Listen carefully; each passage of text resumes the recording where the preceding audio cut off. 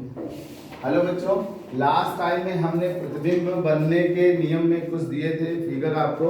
आज उसी में एक फिगर बचा रह गया था जिसमें हमने ये दिखाया कि ये हमारा दर्पण है, अवतल दर्पण है, जिस पर ये ध्रुव है, ये फोकस है और ये वक्रता केंद्र है।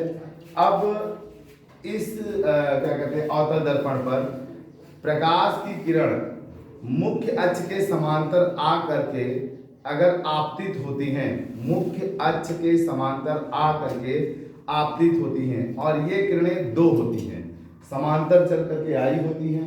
जैसे ही ये परावर्तक पृष्ठ पर आपतित होंगी, आपतन के बाद इनका परावर्तन होगा और इनका परावर्तन फोकस से होकर के जाएगा।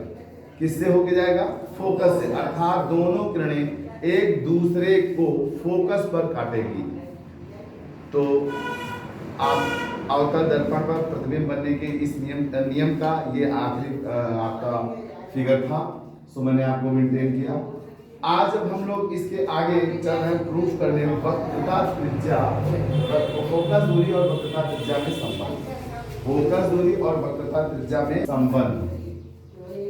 तो फोकस दूरी व वक्रता त्रिज्या में संबंध।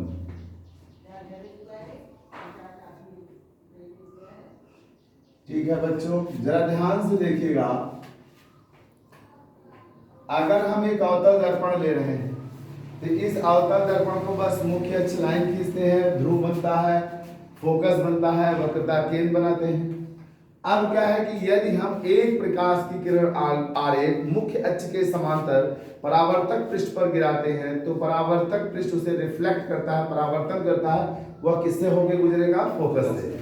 अब हम फोकस और समांतर प्रकाश की किरण के मध्य अगर एक अभिलंब डाल दें तो वहां हमको दो कोण मिलते हैं, दो एंगल मिलता है, आई और आर, जो स्नेल के नियम से आपस में क्या होते हैं? बराबर होते हैं, और वह अभिलंब वक्रता केंद्र से होकर गुजरता है। अगर हम लोग देखें तो P और F के बीच की दूरी को स्मॉल f कहते हैं, P और C के बीच की दूरी को कैपिटल R कहते हैं। अब यही इनमें संबंध प्रूफ करने के लिए हमको देखना है। देखिएगा ध्यान से, कोण OAC, कोण OAC बराबर होता है कोण CAF के, कोण CAF के। क्यों बराबर होता है? क्योंकि ये एक आंतर कोण है। अब ध्यान से देखिएगा, इसी तरह से एंगल ACF इक्वल है एंगल CAF के। ठीक, तो इसका मतलब हुआ कि AF की वैल्यू इक्वल हो जाएगी FC के वैल्यू के। AF की वैल्यू मतलब AF इक्वल हो जाएगा किसके? FC के। ठीक, हमको ये पहला पॉइंट मिल रहा है। अब यदि हम अपने अवतल दर्पण का द्वारक छोटा कर दें, द्वारक क्या कर दें? MN को छोटा कर दें, तो आप देखेंगे जो प्रकाश की किरण समांतर आकर के परावर्तक पृष्ठ पर टकरा रही थी और बिंदु A का निर्माण कर रहा है, बिंदु A का निर्माण कर रहा है। बिंदु A आकर के कहां पहुंच जाएगा? ध्रुव पर। कहां पर पहुंच जाएगा? P या ध्रुव पर। जब ध्रुव पर पहुंच जाएगा तो जाहिर सी बात है इसका क्या हो जाएगा? दूरी बहुत कम हो जाएगी। तो हमने लिखा है AF इक्वल हो जाएगा, तब AF इक्वल हो जाएगा किसके? PF के। P और F तब ये नजदीक हो जाएगा ना, AF इक्वल हो जाएगा PF के। इसका मतलब है PF बराबर FC, PF बराबर FC हो जाएगा तब। और अगर हम PC के रिस्पेक्ट में ले लें तो हम लोग यह कह सकते हैं कि PC हाफ हो जाएगा, क्योंकि PF और FC ये किसके बराबर हो जाएगा? PC के। तो अगर हम लोग PF को ले लें तो यह कह सकते हैं कि PF बराबर होता है किसके? PC का आधा। कह सकते हैं ना? फिगर की तरफ देखिएगा तब समझ में आएगा। तो हमने FC बराबर हाफ PC दिया, और FC क्या है? F, चाहे FC देख लीजिए चाहे PF देख लीजिए, ये क्या है? वैल्यू F है। F बराबर क्या हो जाएगा? R/2। ठीक, तो फोकस F को फोकस दूरी कहते हैं और R को वक्रता त्रिज्या कहते हैं, बटा 2।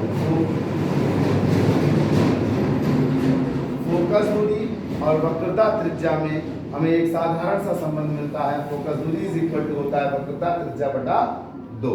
अब हम लोग इसके बाद नेक्स्ट हेडिंग में देखते हैं अवतल दर्पण द्वारा प्रतिबिंब का निर्माण।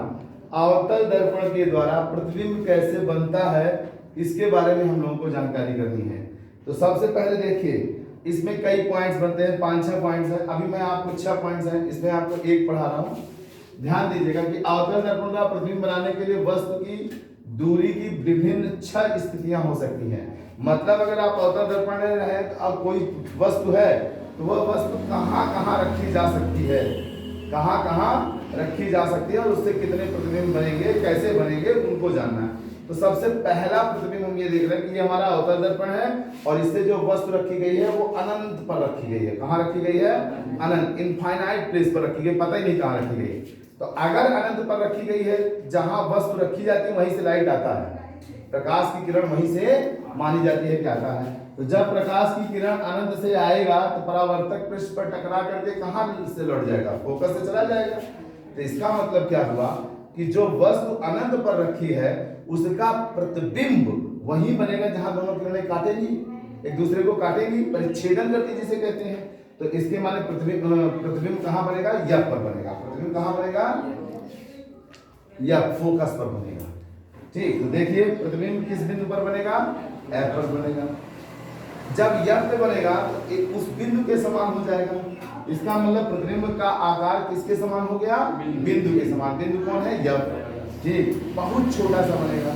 अब जो छोटा फिगर बनेगा वो कैसा होगा? वह फिगर देखिए वास्तविक। वास्तविक किसे कहते हैं? जब किरणें अपने से मिले तो जो फिगर बनता है उसे वास्तविक फिगर कहते हैं, और जब किरणें अपने से ना मिले और हम मिलाएं तो उसे क्या कहते हैं? आभासी। ये बता चुका हूं मैं आप लोगों को। ठीक, तो देखिए ये किरणें अपने से मिल रही हैं, इसलिए कैसा बनेगा यहाँ प्रतिबिंब? वास्तविक। किंतु यह प्रतिबिंब उल्टा बनेगा। कैसा बनेगा? उल्टा। क्यों उल्टा बन रहा है? और इतना छोटा है कि आपको उल्टा दिखेगा नहीं, लेकिन ये माना जाएगा कि ये उल्टा बनता है, किंतु उल्टा बनेगा।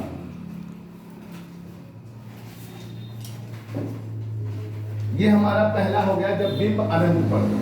अगला पॉइंट हम लोग अगले वीडियोस में देंगे। ठीक है, धन्यवाद।